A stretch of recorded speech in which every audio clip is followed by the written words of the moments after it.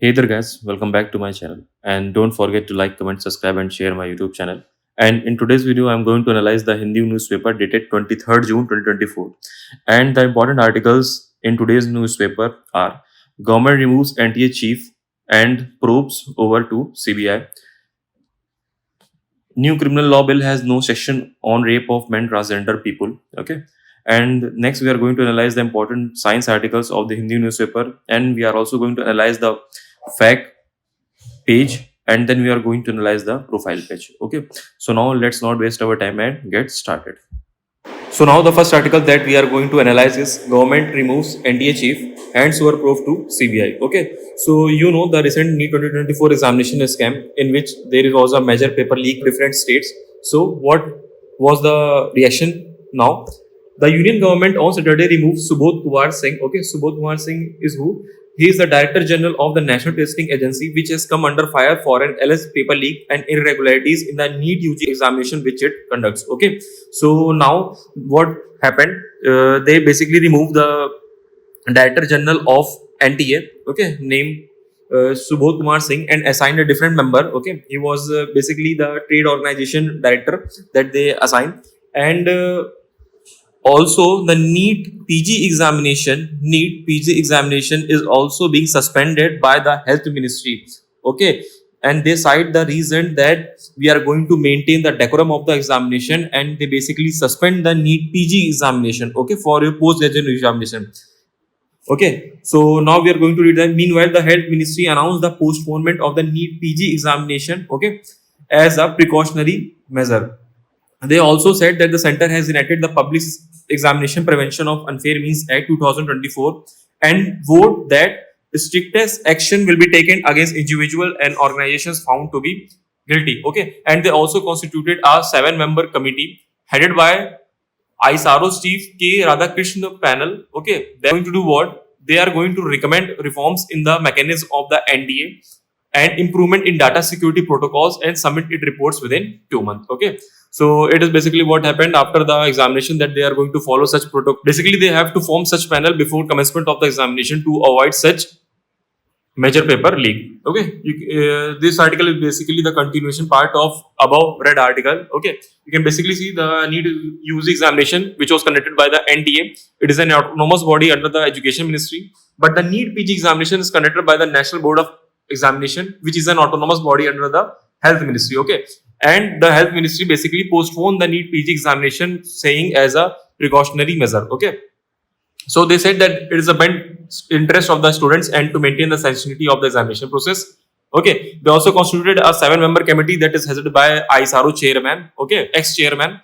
You can basically say his name, K. Radhakrishnan. Okay, former ISRO chief. So now what the panel has to do, recommendation panel has to do, they have to basically ensure smooth and fair conduct of examination through the NTA, and also to access the NTA current grievances redressal mechanism, identifying areas of improvement and making recommendation for enhanced efficiency. Okay, so these are all the steps that were being taken by union government after the major paper leak. They have to take such a step before those examination that are going to be the building blocks of our nation. Okay, so I think it's very late. So now moving on to another article that we are going to discuss is, okay, so now the next article that we are going to analyze is: new criminal law bill has no section on rape of men transgender people. Okay, so I know this article is very important and also sensitive, and we are going to analyze this article. Okay, so you know, last December 12th, so you know, on 12th December, Union Home Minister Amit Shah introduced 3 revised bill in the Lok Sabha, okay, to replace the existing British era criminal laws. Okay, the 3 bills that are set to replace the Indian Penal Code, IPC 1860, as the Bharati Nyaya Sanhita, Bharati Nyaya Sanhita 2023, and CRPC, Criminal Procedure 1973 as BNS Bharati Nagrik Suraksha Bharati Nagrik Suraksha and IEA Indian Evidence Act 1872 by Bharati Saksh Bill. Bharati Saksh Bill. Okay. So you can basically say that these are the bill that are going to replace IPC of 1860 and the CRPC of 1973 and the Indian Evidence Act of 1872. Okay. So what does this article say? This article says that your new Bharati Nyaya Sanhita, okay, has no section on rape of men, transgender, gender people. Okay. So now let us see the section which are going to deal with the rape of such people is that Section IPC that deals with rape of a man, transgender person, or an animal, alongside sections dealing with extortion, theft, criminal intimacy, causing grievance, hurt, and criminal conspiracy. The case opened a debate on the future of such cases in the absence of action, Section 377 or its equivalent in the new code. Okay, so basically the author wants to say that 1 July 2024, the BNS is going to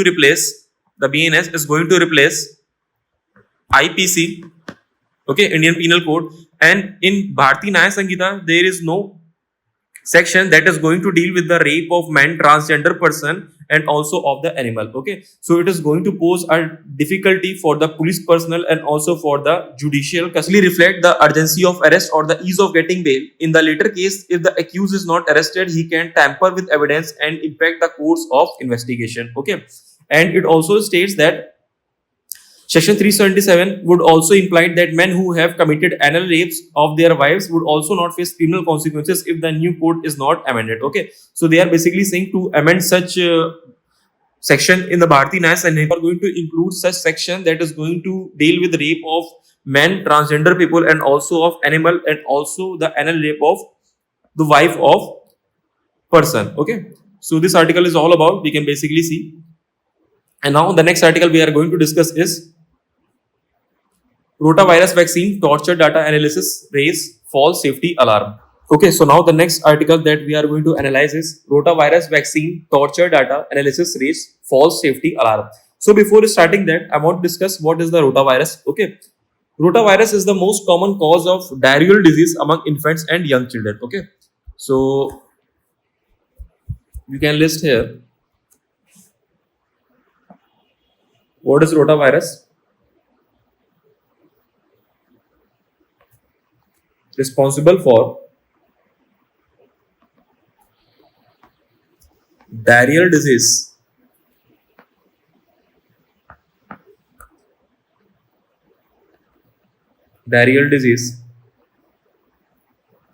among infants and young children. Okay, so there is going to be a vaccine for that. Okay, you know, if we have a virus, then we are going to produce its vaccine to counter its effect, or you can say to help our immune system to fight it before it gets into our body. Okay, so now what has happened there?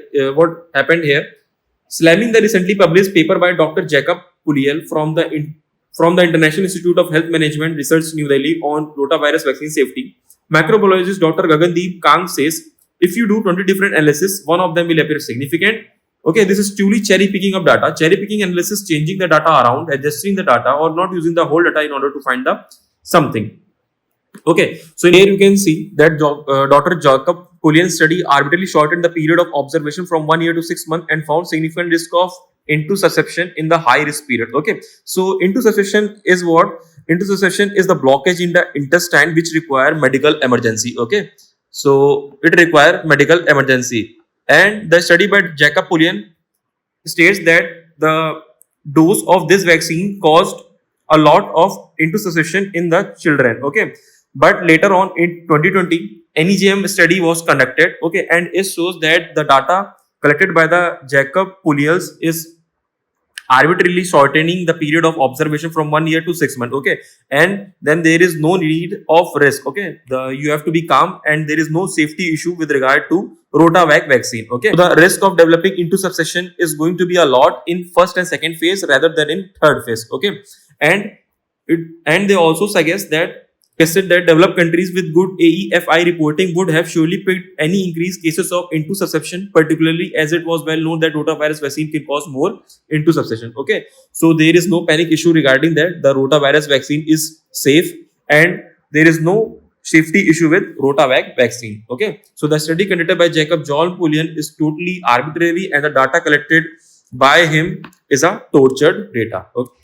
Okay, so now the next article that we are going to analyze is what can the railways do to stop accidents. Okay, so recently in North Bengal on 17 June, a train accident killed 10 people and injured over 40 near New Jalpaiguri in West Bengal, about 600 km from Kolkata. The mishap was caused when a good train hit the 13174 down Agartala Kanchenjunga Express in the rear at 8:55 a.m. Okay, so basically there was an accident, okay, on 17 June, in which a good rain hit the Kanchenjunga Express, and the railway board recently put the blame on the loco pilot of that good train, okay, who died in the accident, okay, and the reasons cited by the railway board are that the loco pilot disregarded the railway's general and subsidiary rules and proceeded at normal speed, which led to the collision with the Kanchenjunga Express. Okay, so basically you say that when such fault happens, okay, there is not going to be a sole representative of that. It's impossible to operate a train across a block section on a section of one person only. Okay,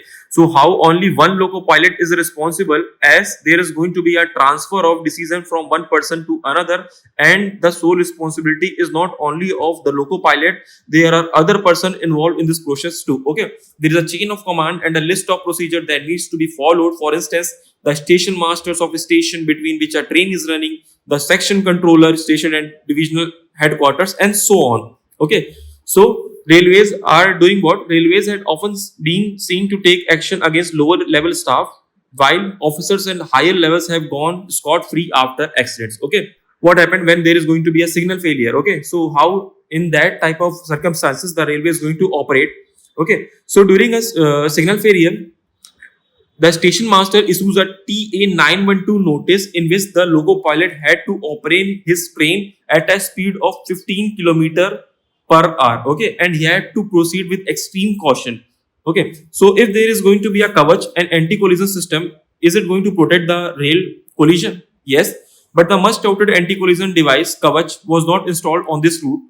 Okay, according to the railway board, the kavach system is operation in only 1500 km. Okay, so the reason that they are cited that the entire responsibility is of the loco pilot, which had been died in the accident, and their cover system is also not working. But the CRS, or you can say the chief of the CRS, appointed a committee to discuss the fault in this accident. Okay, so what more needs to be done? Okay, so how to provide such type of accident? First, the recommendation of the Kakudar committee is related to division of responsibility. Okay, divide the responsibility.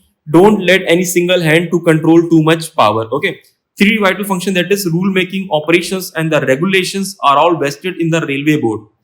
There is need for an independent mechanism for safety regulation. Okay, first divide the responsibility of operation and also of rule making and also of regulation into three different hands. The committee recommended the creation of a statutory railway safety authority with enough powers to have a safety oversight on the operational mode of railways. Okay, and the micro level, Ramesh Subramanian, Evolution and Diffusion of ICT in Indian Railways, Historical Analysis 222. He suggests that what? Indian railway fortunes are vastly dictated by political needs rather than profitability. Okay, so capital available to be invested in the newer technology is limited. They have to provide more and more capital into the railway, and also to enhance their cover system into more and more trains. Okay, so the union government has to prioritize, for a starter, in its debate in the parliament to forge a political consensus on the direction of growth of Indian railways. Okay, so I think I had analyzed this article. So now moving on to the another one. Where does India stand with respect to G7? Okay, so if you haven't watched my video related to the G7 yet, please give a priority to that. G7 is very important from your examination point of view, or also from your informed citizen point of view. Okay, so you know that India is not a member of the G7 country. It is invited by Italian Prime Minister, okay, by Giorgia Meloni, ma'am.